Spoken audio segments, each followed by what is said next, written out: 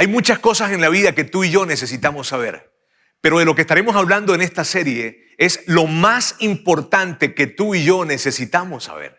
Y mírame, si tú eres parte de Vida In, tú necesitas saber acerca de esto. Y si tú hoy nos estás visitando por primera vez, o puede que tal vez hoy estás viéndonos en nuestra transmisión en línea por primera vez, muy probablemente tú te criaste escuchando acerca de Jesús. Y puede que hasta terminaste yendo a alguna iglesia escuchando acerca de Jesús. Y mírame, es importante que entonces tú puedas, ya de adulto, saber acerca de Jesucristo. Y de lo que se trata esta serie, amigos, justamente es de Jesús. De Él es quien estaremos hablando. Así es que a mí me da muchísimo gusto saludarles a todos allá en nuestro campus en Ciudad de México y en nuestro campus en Saltillo. Y yo estoy hoy muy emocionado por el inicio de esta serie. Y mira, me estoy muy emocionado por el contexto en el que nosotros nos encontramos, ¿sabes? Este contexto latinoamericano, este contexto más específicamente hablando mexicano. ¿Y por qué te digo eso? Porque nuestro contexto de alguna manera nos coloca en una posición de religiosidad. ¿Y a qué me refiero con esto? A que la gran mayoría de las personas terminamos yendo a alguna iglesia, ¿sabes? Y entonces vamos a esa iglesia y hacemos toda la liturgia de esa iglesia, nos levantamos, nos sentamos, nos volvemos a levantar, nos volvemos a sentar y cantamos, si acaso en esa iglesia se canta, escuchamos un mensaje que de repente que puede que hayamos entendido o no, pero lo escuchamos y salimos y de alguna forma tenemos esa sensación de que, híjole, cumplí o nos sentimos mejor con nosotros mismos, ¿cierto? Pero necesitamos entender esto.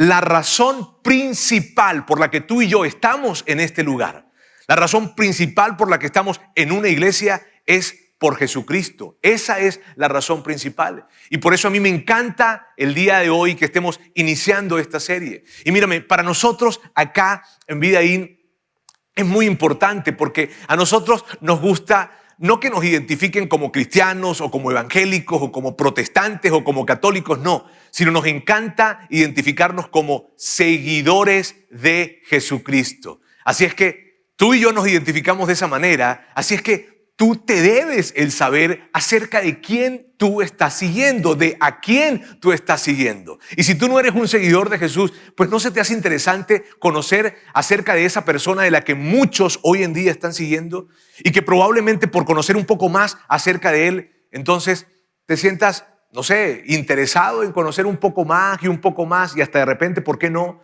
en también ser un seguidor de Jesús. Y por eso, amigos, me encanta la serie que estamos iniciando el día de hoy. Así que lo que vamos a hacer en esta serie es conocer acerca de Jesucristo.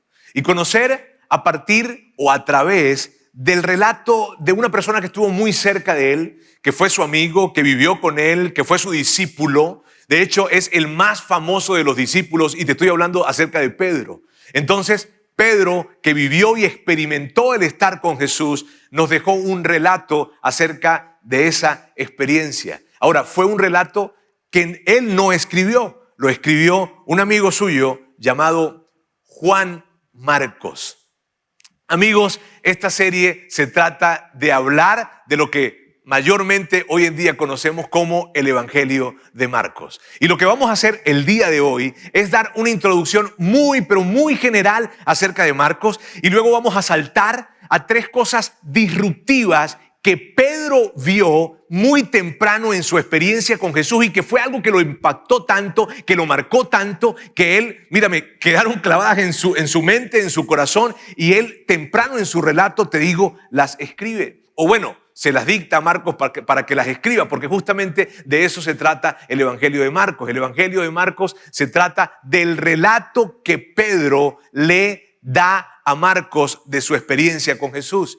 Pedro era un hombre común, Pedro era un pescador, Pedro es lo que nosotros llamaríamos acá en México raza, ese era Pedro. Pedro, como la gran mayoría de las personas en ese tiempo, no tenía mucha cultura. Pedro no sabía escribir como la gran mayoría de las personas en ese tiempo, y por esa razón Marcos es quien escribe el relato de Pedro. Pedro pasó, después de haber vivido esa experiencia con Jesús, pasó más de 30 años hablando acerca de eso, hablando acerca de este relato. Lo que sucedió fue que Pedro llegó el momento en que se encuentra preso en Roma. Él ya intuye que sus días están por terminar y entonces siente la necesidad de que esa experiencia que él vivió con Jesús y que ha hablado por más de 30 años pueda quedar documentada. Entonces él llega y se llama a Marcos, lo jala y le dice: Marcos, necesito que escribas mi experiencia con Jesús. Y de esa manera entonces nace el Evangelio de Marcos. ¿Sabes? Ahora, mira bien, en esto yo necesito decirte algo muy importante, sobre todo si tú eres una persona que no crees en Jesús. Y tú estás el día de hoy con nosotros y yo estoy de verdad infinitamente agradecido contigo. Y si decidieras acompañarnos a lo largo de toda esta serie, yo estaría, híjole, muy agradecido contigo si tú pudieras hacer eso. Y lo que te quiero pedir es esto: si decides acompañarnos, cada vez que tú nos escuches hablar, yo te pido por favor que no nos escuches hablar lo que está escrito en la Biblia. Porque Marcos no estaba escribiendo la Biblia cuando escribió esto. Marcos estaba escribiendo el relato de Pedro cuando él lo escribió. Así es que cuando tú nos escuches hablar, por favor escúchanos hablar el relato que Pedro le dictó a Marcos y que Marcos escribió. Pienso que de esa manera te puede ayudar mucho a poder, ¿sabes? Poder conectar mejor la historia y a estar más abierto a la posibilidad de conocer más y más a Jesús. ¿Está bien? Hay algo que Pedro habla de su experiencia con Jesús y fue lo que Jesús una y otra vez dijo. En cualquier lugar en donde él iba, él repetía y repetía siempre lo mismo, y Pedro nos los deja saber. Y esto es lo que Jesús decía constantemente. Él decía: por fin ha llegado el tiempo prometido por Dios, anunciaba. El reino de Dios está cerca. O sea, Jesús había llegado y Jesús era el rey. Y si Jesús era el rey, entonces el reino de Dios había llegado. El reino de Dios se había establecido. Y dicho de una manera más personal, Dios está cerca de ti. Ahora, claro que Pedro, cuando escuchó esto, amigos, por primera vez, Pedro no entendía lo que estaba escuchando. Pedro escuchaba a Jesús hablar y el reino de Dios, pero ¿de qué se trata esto si nosotros lo que estamos es en medio del reino de Roma? Vivimos en medio del reino de Roma. Fue tiempo después que entonces Pedro, a partir de que siguió escuchando a Jesús y siguió escuchando a Jesús, entendió que este reino no era un reino como los reinos que él había conocido hasta ese momento. Era un reino diferente, era un reino que se trataba del corazón, era un reino, amigos, de la conciencia. Un reino del corazón, un reino de la conciencia. No era un reino de palacios, de guardias, de leyes, no se trataba de ese tipo de reinos. Era un reino diferente, un reino que iba a ser conformado por las enseñanzas de Jesús que venían para cambiarlo casi todo. Un reino en el que existían principalmente dos grandes prioridades. Dos prioridades que Pedro escuchó de labios de Jesús y que nos las deja saber. ¿Cuáles eran esas prioridades en ese nuevo reino que Jesús estaba trayendo? Y eran estas: amar a Dios y amar a otras personas. Amigos, y esto era totalmente diferente. Esto era increíblemente nuevo y era increíblemente mejor también. Porque ya no se trataba de cumplir leyes, ya no se trataba de hacer sacrificios, ahora se trataba de amar a Dios y de amar a otras personas. Y esto representaba un cambio realmente grande para ese tiempo. Ya no se trataba de unos súbditos dando su vida por su rey, sino más bien era un rey dando su vida por sus súbditos. Amigos, este reino vino para impactar totalmente la vida de Pablo y totalmente la vida de las personas que estaban en ese momento. Y Pedro nos habla acerca de esto y nos habla desde diferentes lugares. Y mírame, yo no sé con qué versión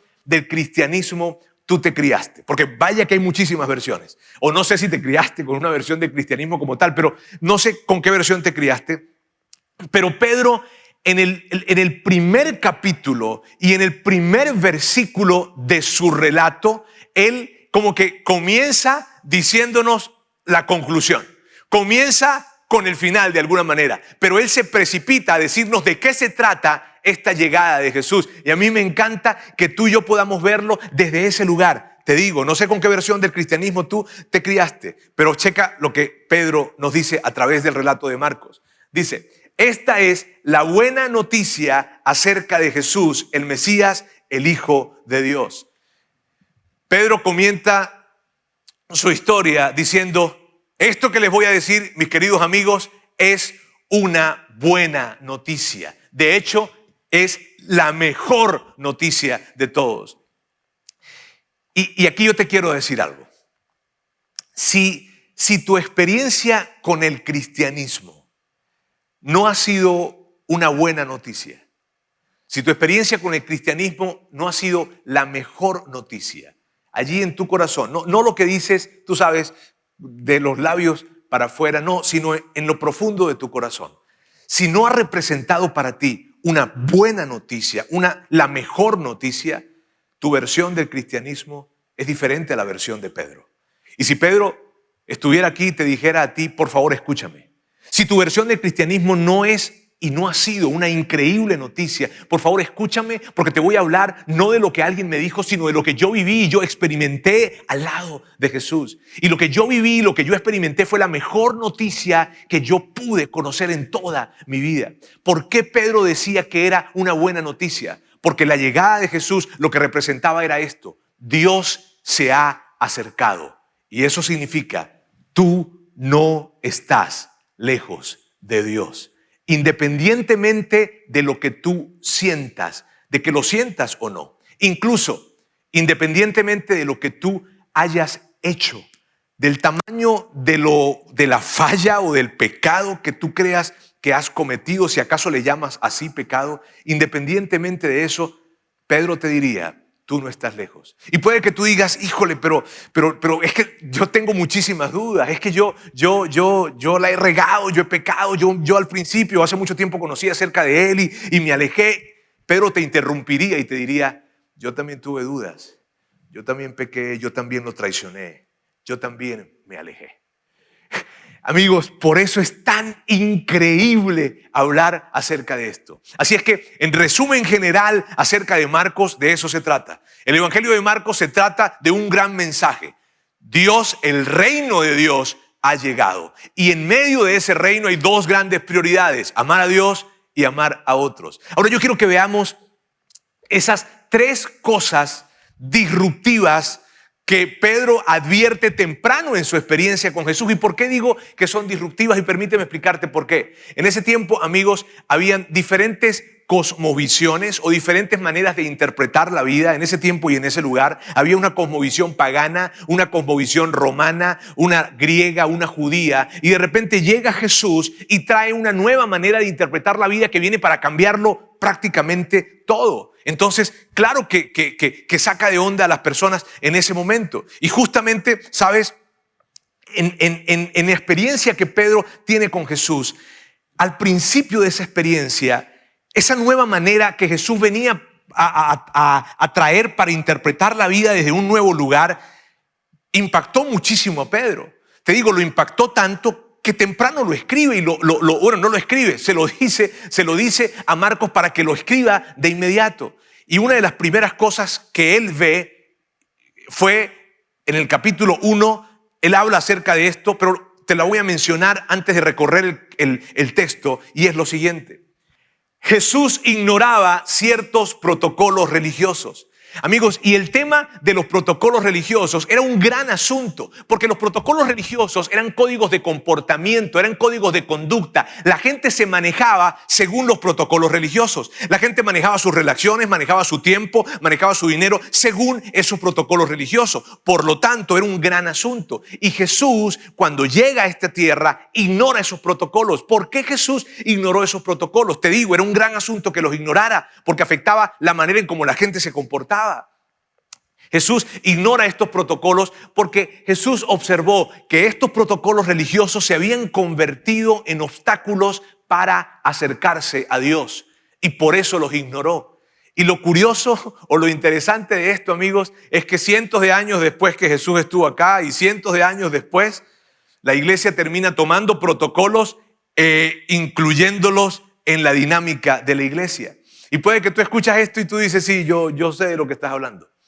Puede que tú estás hoy por primera vez y tú dices, sí, Roberto, por eso yo dejé de asistir o de ir a una iglesia. Porque empecé a ver ciertos protocolos que eran raros, que eran extraños, que de alguna forma hacían que yo me sintiera manipulado o hacía que no sé, pues se me hacía raro. Hasta me preguntaba, ¿será necesario esto? Y si Pedro te escuchara, te diría, a Jesús tampoco le gustaban esos protocolos, ¿sabes? Y es curioso, pero Pedro cuando ve esto se impacta y dice, ¿por qué Jesús ignora los protocolos? ¿Por qué Jesús ignora esto siendo que esto es la forma en cómo nosotros nos comportamos? En primera de Pedro, en primer capítulo de Marcos, en ese relato que Pedro está dándonos, Pedro habla acerca de un leproso. Pedro habla de que Jesús iba por todos lados dando ese mensaje iba por todos lados, pero que en uno de esos recorridos se acerca un leproso hacia Jesús y le dice, Jesús, yo sé que tú puedes sanarme. Y si tú quisieras sanarme, tú lo harías. Y lo que ese leproso estaba haciendo, que de hecho se colocó de rodillas frente a Jesús, fue pedirle que por favor lo sanara. ¿Sabes? El tema de ser leproso en ese tiempo era algo muy complicado. Porque cuando tú padecías de esa enfermedad, eras excluido de todos tus círculos relacionales. Eras excluido de tu familia, eras excluido de tus amigos, eras excluido de la ciudad inclusive, porque a muchos de ellos los colocaban en las afueras de la ciudad. Y como parte del protocolo religioso que un leproso tenía que cumplir, era donde fuese caminando tenía que ir gritando, soy inmundo, soy inmundo, soy inmundo. Imagínate eso. Lo que vivía este hombre realmente era una desgracia. Lo habían sacado de su familia, de sus amigos, de su ciudad. Este hombre está destrozado, se acerca, le dice a Jesús, por favor, si tú quieres, tú podrías sanarme. Jesús, en el relato que Pedro nos deja saber, Pedro dice que él se indignó, que Jesús se enojó, pero no se enojó con el leproso, sino que se enojó con la situación, se enojó con la manera en cómo el mundo entero había tratado a ese leproso, se enojó por la manera en que la comunidad había excluido a ese hombre. Y entonces Jesús decide responder a la petición que ese hombre le estaba haciendo. Y esto fue lo que sucedió. Movido a compasión, Jesús extendió la mano y tocó al hombre. Amigos, esa imagen es una imagen que Pedro jamás pudo borrar de su mente. Fue una imagen que quedó clavada en su mente y en su corazón. Porque Pedro entendía muy bien lo que Jesús estaba haciendo al atreverse a tocar a ese leproso. Porque entendiendo los protocolos, lo que representaba, lo que Jesús estaba haciendo, implicaba que estaba colocándose en una posición de ceremonialmente impuro y que venía para complicar todas las cosas que estaban haciendo en ese momento Pedro, Jesús y todos ellos. Entonces Pedro está viendo a Jesús y Pedro pudo haber pensado, Jesús, tú puedes decirle, sánate y va a ser sano. No tienes que tocarlo. Sin embargo, Jesús, en medio de esa situación, viendo a este hombre movido en compasión, decidió tocarlo. Y con ese toque, amigos, hay tantas cosas que se representan. Se representa la compasión de Dios. Se representa el Dios del cielo acercándose a lo que todos los hombres llaman inmundo. Representa a Jesús rompiendo con todos los protocolos.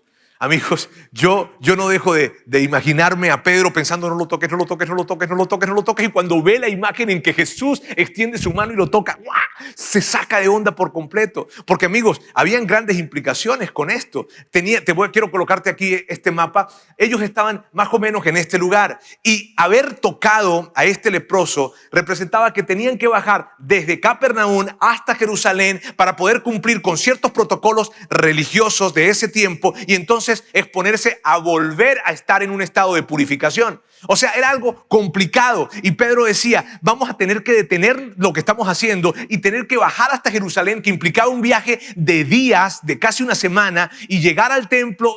Jesús, no lo hagas. Sin embargo, Jesús eligió responder a la necesidad de ese hombre e ignorar los protocolos religiosos, ignorar lo que era políticamente correcto. Jesús responde ante la necesidad de ese leproso. Amigos, y eso es fascinante. ¿Y saben qué es interesante en este relato? Que Jesús le dice a este hombre, le dice al leproso, por favor no le digas nada a nadie, cosa que el leproso no hizo porque salió diciéndole a todo el mundo. Pero Jesús le dice al leproso, Jesús le dice, ve hasta Jerusalén, ve al templo, preséntate ante el sacerdote, lleva la ofrenda que debes llevar, porque el protocolo decía que el leproso tenía que presentarse ante un sacerdote para que ese sacerdote pudiese inspeccionar su cuerpo y validar que efectivamente estaba sano. Y entonces llevarle una ofrenda en señal de agradecimiento a Dios por haberle sanado, y en algunos casos inclusive se emitía un certificado de salud para que ese leproso pudiese llegar a su comunidad y entonces la comunidad le diera acceso de nuevo a la vida normal, pública.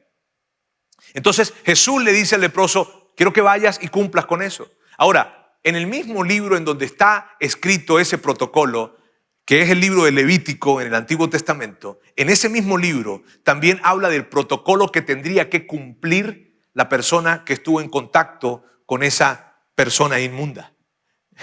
Entonces, es como que Jesús diciéndole a este hombre, ve y cumple el protocolo. Yo no lo voy a cumplir. Y puede que tú digas, pero ¿por qué? Y sabes, yo me pregunto, ¿por qué Jesús le dice a este hombre, cúmplelo, y él no? Sabes, eran tiempos de transición, amigos. Y cuando tú ves los evangelios, lo que consigues es esto. En la experiencia de Jesús, un respeto por la tradición, pero una necesidad de transformación. Un respeto por lo viejo, pero una necesidad de que ese reino nuevo llegara y se estableciera. Y por eso Jesús hace esto. Jesús ignoró protocolos religiosos y como ese hubo muchos más que Jesús ignoró. Y sabes, cuando Él ignora estos protocolos, viene implícito algo. Y lo que viene implícito es lo siguiente. Acercarse a Dios no es complicado. Acercarse a Dios es sencillo, es fácil, es directo, es personal. Y tú te puedes acercar a Él, no importa en qué tan inmunda condición tú te encuentres. ¡Wow! Amigos, eso es algo espectacular. Sigamos viendo algunas cosas que Pedro nos deja saber que vivió con Jesús. ¿Sabes? Pedro sigue hablando de esa experiencia que Jesús tiene yendo de lugares en lugares, hablando y básicamente recordemos lo que Jesús enseñaba en ese tiempo. Él lo que decía era esto: se ha cumplido el tiempo, el reino de Dios está cerca, arrepiéntanse y crean las buenas nuevas. ¿Sabes? Jesús lo que estaba diciendo era: se ha cumplido el tiempo. O sea, lo que ustedes tanto habían esperado y tanto habían escuchado de sus ancestros, de sus antepasados, ya sucedió. El reino de Dios se ha acercado. Y con esta palabra de arrepiéntanse, amigos, no se refiere a arrepiéntanse pecadores, pervertidos, no. Sino significa más bien una invitación a abrazar eso nuevo que Jesús estaba trayendo, una invitación a abrazar y a vivir de una manera nueva, de una manera diferente. Y en uno de esos lugares en los que Jesús estaba llevando ese mensaje, había un grupo de personas. De hecho, se generó una gran multitud. Gente se acercó, estaba en una casa, las puertas estaban totalmente abarrotadas de gente, no había manera de entrar a la casa y hubo un grupo de hombres, 4 hombres probablemente tú conoces esta historia, 4 hombres que andaban con un amigo suyo que era paralítico y que querían acercarse con el propósito de que Jesús pudiese sanarle. Pero al ver que la puerta estaba topada de gente, entonces decidieron subir, no sé cómo hicieron, se montaron en el techo de la casa y abrieron un hueco en el techo de esa casa. En ese tiempo los techos no eran de estructura sólida, sino más bien era de paja, de palmas, en fin. Y ellos abren ese hueco y por ese hueco colocan o hacen pasar al paralítico. Mírame, cuando yo siempre veo ese relato, hay muchos pensamientos, preguntas que se vienen a mi mente. Por ejemplo, ¿verdad? ¿Qué habría dicho el dueño de esa casa? O sea, ¿qué onda estos vatos me están abriendo el techo de la casa? Eso es lo que yo pienso, está bien, pero Pedro no nos dio más detalles, así que no sabemos qué diría el dueño de la casa. El punto es que el paralítico lo colocan allí, justo en la sala, enfrente de Jesús. Y lo que Pedro nos deja saber, por lo que Marcos escribe, es lo siguiente. Al ver Jesús la fe de ellos, le dijo al paralítico: hijo, tus pecados quedan perdonados. Y amigos, eso fue algo muy complicado, porque por una parte tenemos a ese paralítico que escucha a Jesús decirle esto y pues le dice, bueno, Jesús, o no le dice, pero me imagino que pensó esto de que, Jesús, o sea, qué padre que me digas que mis pecados son perdonados, pero probablemente miró a los amigos y le dijo, pero nosotros no vinimos aquí para esto, ¿no? O sea, yo quiero caminar, es lo que el paralítico pensó. Y por otra parte, tenemos a un grupo de personas que están escuchando a Jesús decir eso, decir, tus pecados quedan perdonados. Amigos, y ante esa declaración, ellos quedaron totalmente sacados de onda. No podían entender lo que estaba diciendo. ¿A qué te refiere Jesús cuando dices, tus pecados te son perdonados? ¿Acaso te estás colocando en un lugar o en una posición de Dios? Porque es Dios quien puede perdonar los pecados. ¿Por qué te atreves a decir eso? ¿Por qué te atreves a decir con eso que tú expresas, te atreves a invalidar de alguna manera nuestra experiencia de años, de cientos de años en donde un sacerdote debe estar presente para que pueda haber perdón de pecados? ¿Por qué, Jesús, estás diciendo eso? Eso que estás diciendo está muy mal. Y sabemos que la gente estaba pensando de esta manera porque Pedro nos los deja saber. Y aquí está como Marcos lo escribió. Estaban sentados allí algunos maestros de la ley que pensaban, mira bien, pensaban, no decían, pensaban, ¿por qué habla este así? Está blasfemando. ¿Quién puede perdonar pecados sino solo Dios? Ahora, ellos no lo estaban expresando con sus labios, sino que lo estaban pensando. Sin embargo, Jesús, que estaba allí, sabía lo que ellos estaban pensando. Y sabemos que sabía porque esto fue lo que hizo Jesús. Se volteó y les dijo lo siguiente: ¿por qué razonan así? ¿Por qué piensan de esa manera? Y yo me imagino a esos maestros de la ley asombrados porque, híjole, ¿cómo supo que lo que estábamos pensando? Y Pedro ahí al lado, ¿verdad? De alguna forma tomando nota, a ver, saca demonios, sana leprosos, lee la mente, tengo que cuidar lo que yo esté pensando cuando esté cerca de él. No sé, pero el punto es que, amigos, había una tensión increíble en ese momento. Y mira lo que Jesús les dice, increíble. Les dice, ¿qué es más fácil? ¿Decirle al paralítico, tus pecados son perdonados? ¿O decirle, levántate, toma tu camilla y anda? Y amigos, esto no es una pregunta capciosa. Era una pregunta fácil realmente, porque tú y yo podemos inclusive responder esa pregunta con facilidad. ¿Qué es más fácil? Pues decirle que sus pecados le son perdonados, porque eso es intangible. Pero decirle que se levante de esa camilla y que camine, eso sí estaba complicado. Ahora, permítanme decirles a ustedes algo que es sumamente importante para lo que estamos diciendo, por favor. Mírame, en ese tiempo había una suposición. Había una suposición que la enfermedad era el resultado del pecado. Entonces, cuando alguien estaba enfermo durante mucho tiempo, era una persona que había pecado o alguien muy cerca de esa persona había cometido un gran pecado. Cuando alguien nacía con algún tipo de impedimento o padecimiento, era ciego, sordo, algún tipo de enfermedad, entonces en ese tiempo la cultura creía que él había pecado o que alguien muy cercano a él había pecado. Jesús no estaba de acuerdo con eso y en diferentes oportunidades Él lo dejó saber. Pero en esta oportunidad Jesús va a usar una creencia que ellos tenían para demostrar algo que era mucho más grande. Y mira lo que les dice. Pues para que sepan que el Hijo del Hombre tiene autoridad en la tierra para perdonar pecados. Amigos, ¿de qué manera alguien puede sustentar este tipo de afirmación? Revirtiendo lo que ellos consideraban que era consecuencia del pecado. Entonces Jesús mira al paralítico y le dice esto: a ti te digo, levántate, toma tu camilla y vete a tu casa. Él se levantó, tomó su camilla enseguida y salió caminando a la vista de todos. Jamás habíamos visto cosa igual. Para Pedro, amigos, esta fue una imagen, otra de las imágenes que quedaron clavadas en su mente. Jamás habíamos visto algo igual.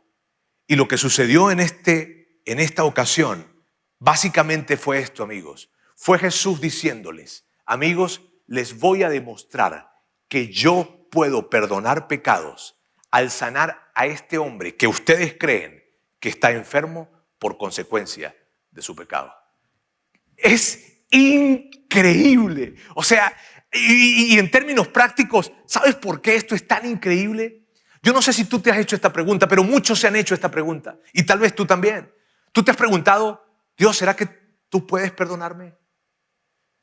Tú te has preguntado: ¿será Dios que tú quieres perdonarme? Y si Pedro te escuchara, él te contestaría de inmediato: sí. Él no tan solo puede perdonarte, Él quiere perdonarte. Y aunque tú digas: pero lo que hice fue algo muy malo, todavía Él puede perdonarme. Pedro te insistiría: no tan solo puede, Él quiere perdonarte. Estas son buenas noticias, amigos, desde cualquier ángulo en que las veamos. Así es que esa segunda cosa disruptiva que Pedro advirtió en su experiencia con Jesús fue esta. Él afirmó que tenía autoridad para perdonar pecados. Y la tercera cosa que Pedro ve es la siguiente: Jesús se sentía incómodamente cómodo con pecadores no arrepentidos. Después de ese momento de la escena con el paralítico, del momento con el paralítico, Jesús seguía yendo a diferentes lugares, hablando y dando ese mensaje de que el reino de Dios había llegado. Y en medio de ese recorrido él vio a alguien. Y Pedro nos los deja saber. Y esto fue lo que pasó, o este fue a quien vio. Al pasar vio a Leví, hijo de Alfeo, donde éste cobraba impuestos. Ahora, ¿cómo sabía Pedro que el papá de Leví era Alfeo? Porque eran parte de la misma comunidad, porque se conocían, ¿sabes? Y entonces él sabía que este Leví, porque había muchos Leví, ese nombre era muy usado, muy común en ese tiempo.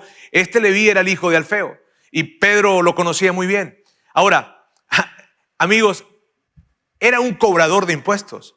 Y nosotros hemos hablado en diversas ocasiones acerca de esto. Pero amigos, el tema de ser un cobrador de impuestos era una cosa muy complicada en ese tiempo. Era algo realmente detestable, porque cobrar impuestos era asociado con traición, era asociado con avaricia, con corrupción, con ser un ladrón, porque no era algo en el que tú de repente te escogieron para ser un cobrador de impuestos. No, era algo que tú pagabas para poder tener el derecho de cobrar los impuestos romanos. Ese era el asunto. Y el tema era que Roma tenía este tipo de impuestos, y esto era lo que entonces ese cobrador cobraba, pero le metían un gran porcentaje adicional para poder ellos obtener ganancia. Pero la ganancia que obtenían la tenían a cuesta de la extorsión que le hacían al pueblo. Así es que estos hombres eran conocidos como vendepatria, eran conocidos como traicioneros, como ladrones, gente que venían a exprimir la necesidad del pueblo. Los odiaban. A los cobradores de impuestos, amigos, los odiaban, los detestaban, y específicamente a Leví lo odiaban. ¿Por qué? Porque él estaba al servicio del gobernador Herodes Antipas. Y Herodes Antipas hacía poco tiempo había mandado a decapitar a Juan el Bautista, quien era una especie de héroe en esa comunidad.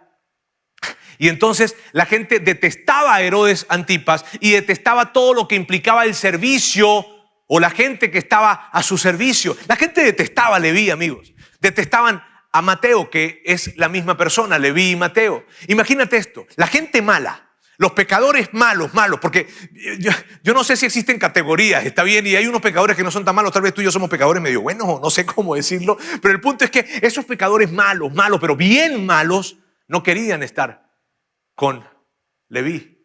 Imagínate las dimensiones de esto. Y allí está Jesús, y Pedro ve cómo Jesús empieza a acercarse a Leví y a acercarse, y de repente Pedro escucha que Jesús se acerca con Leví y le dice lo siguiente: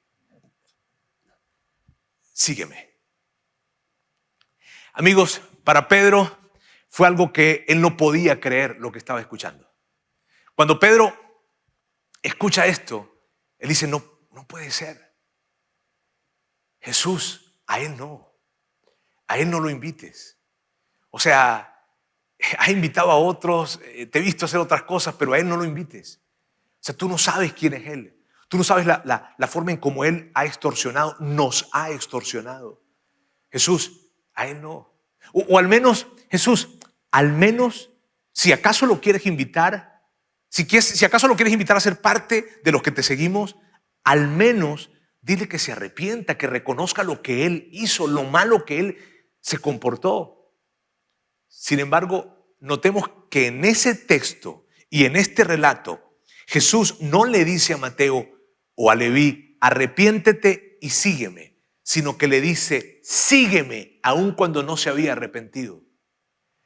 Amigos, y con todo el rechazo, toda la repulsión que pudo sentir Pedro por Leví, Jesús se acercó hacia este pecador de pecadores y le dijo, quiero que me sigas. Quiero que seas parte de la gente que está cerca de mí. Quiero que formes equipo conmigo. Eso es lo que quiero. Amigos, en ese momento, para Pedro quedó claro algo. Ese nuevo reino que Jesús había venido a establecer era un reino para todos, incluso para los más pecadores. ¡Wow! Amigos, esto es increíble. Y yo lo que quiero hacer ahorita es rápidamente mostrarle esas tres cosas disruptivas que Pedro nos deja saber a través de la escritura de Marcos. Jesús ignoraba ciertos protocolos religiosos. Él afirmó que tenía la autoridad para perdonar pecados.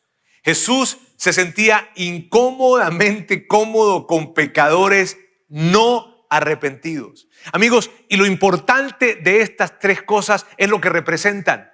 Y representan obstáculos que Jesús había venido a remover para que la gente pudiese acercarse a Dios de una manera más fácil, más directa. Lo que significa es que el reino de Dios había llegado.